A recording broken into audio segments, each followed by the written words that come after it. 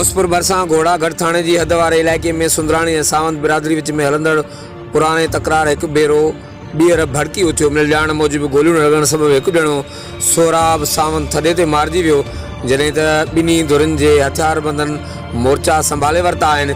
इलाइक़े जे ज़रियनि मां मिल जाण मूजिब ॿिन्ही धुरनि में हिन वक़्तु बि फायरिंग जी ॾे वठि हलंदड़ आहे, जॾहिं त मारिजीवल जो लाश ज़रूरी कार्रवाई लाइ कंदकोट सिविल अस्पताल मुंतक़िल कयो वियो आहे। इतला मिलण ते हद जी पुलिस वाक़े वारे हंधि रवानी थी वई आहे। रब्ता करण लाइ ॾिसंदा रहो JTN वेब न्यूज़ घोसपुर।